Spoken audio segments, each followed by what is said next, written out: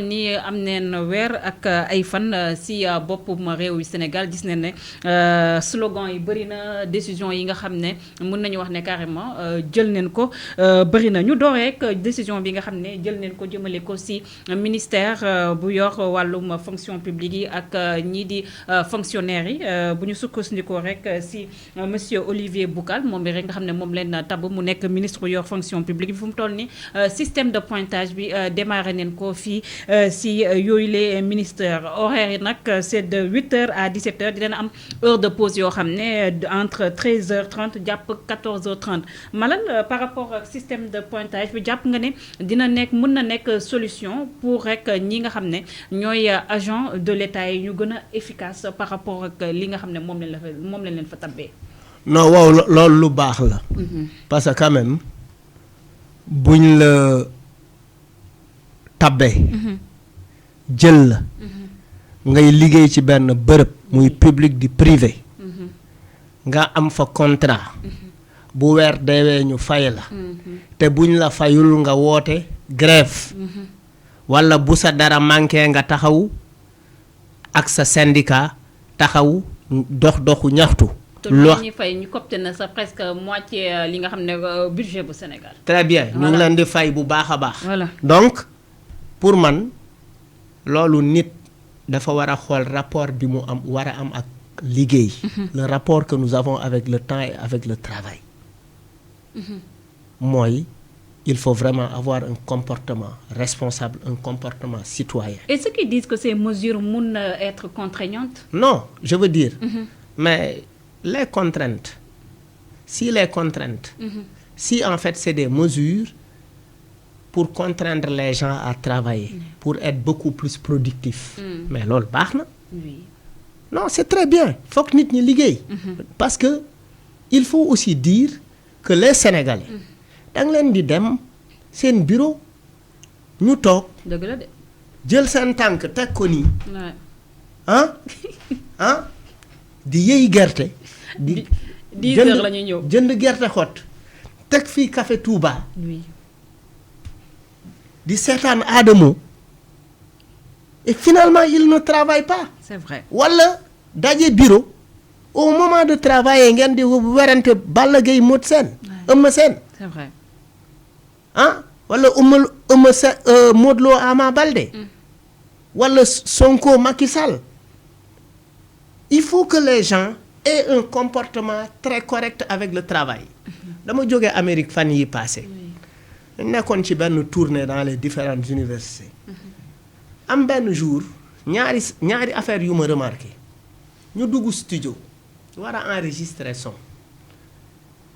heure bi ñu ne ñu de temps à temps la bi affaire bi jotee machine bi dafa ne kamaj fay suñu heure jeex na te pourtant ñun ay sénégalais nekk fa di xaan yi nekk fa pareeguñu. alors que tout est paramétré. tout doit être rangé sur le timing. dañu war a changer suñu comportement avec le travail. suñu mindset lañu war a tabax lañu war a defaraat loolu nag il faut que qu'on s'arme de citoyenneté pour être dans ces dispositions là nit am na disposition yoo xamante ne yaa ciy def sa bopp. parce que quand on appelle au changement tax nga wooteel nit mu lay woo ci loolu da nga ko ci war a wuyu. jubal jubanti. cette oui. lettre du président. oui mais jubal jubanti. mais war nañ ci toftal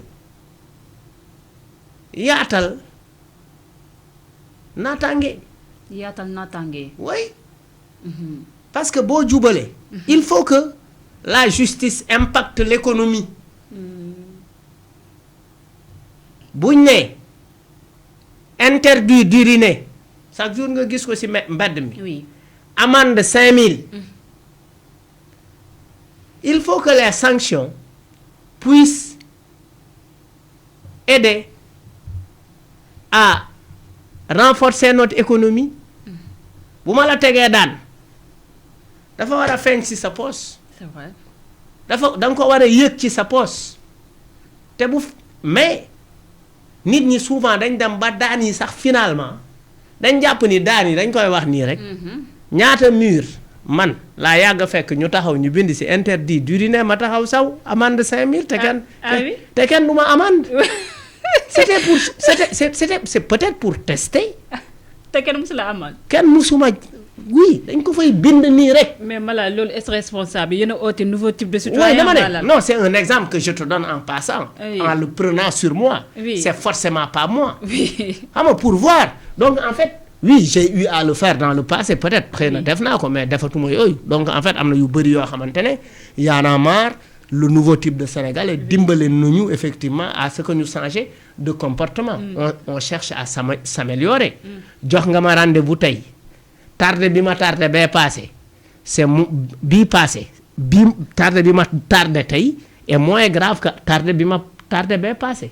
Peut-être que prochainement su may ñëwaat. am nga 40 minutes. oui je viendrai pile poil.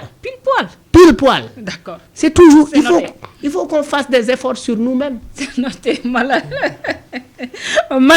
Malal kii baax na pointage baax na mais Malal est-ce que pointage boobu lee mun na suffire li nga xam ne moo aussi annoncé neen ko dem sax ba digitaliser li nga xam ne moo nekk tout le système bu administration sénégalaise parce que aussi il y a aussi beneen phénomène les courtiers dans l'administration sénégalaise c'est une réalité Malal. non xam nga les courtiers. oui.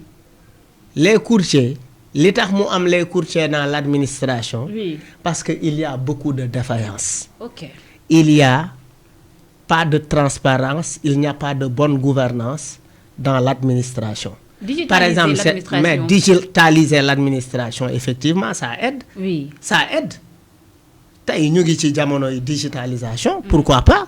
Si c'est possible au Rwanda, ça doit être possible ici. Au Sénégal. Si c'est possible aux États-Unis, ça doit am nañ connexion internet. Nous faisons partie des pays les plus connectés au monde. Ghana moom dépassé na loolu bu yàgg. Oui, donc en fait il faut pourquoi pas. Ouais. Pourquoi pas? Donc en fait bu fekkee dafay rendre efficace dafay rendre effectif l'administration publique mais on y va au nom de quoi nga war a wut carte d'identité ñu ne non woowal grand Issa Mbaye ak gaaw non grand Issa boo ko woowee taf nga am carte d'identité mais xoolal ñamal ko 5000 rek. wala nga solo passeport. oui non xoolal am na benn grand boo xamante ne passeport rek lay lijjanti. kooku moom koo fa xam grand bi lijjanti passeport. waaye tam ñu wax la benn tour wax la ay aligéey boo ko woowee noo xoola këyit rek la xam. Moi je connais des grands ils ne vivent plus. ñun doon lañ wax grand yi nii xoola këyit extrait de naissance boo ko soxlaa mais xoola ñi ñu toppatoo loon extrait yëpp aujourd'hui ils sont dans des problèmes. këyit yi baaxul. C'est sûr.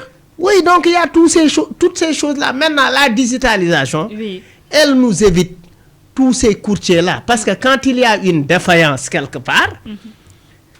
dafay créer une opportunité pour les faussaires. C'est vrai. Il ne faut pas créer une opportunité pour les faussaires. Maintenant nag ça ne veut pas dire qu'il faut se débarrasser de ce qui est culturel chez nous. mooy lan par exemple man bëri na ay nit yuy soxla passeport. Je joue un peu sur mes relations. ne woo peut-être woo directeur bi wala woo tel mu rus ma ndax li ma nekk malal. ma xam ni su ma déposer ça va faire 15 jours. Des fois ma woo nit mu diligenté ko parce que urgence am na. mais ça je le fais dans le cas où il y a des urgences. dem ba soxla léegi passeport parce que il a un voyage dans une semaine.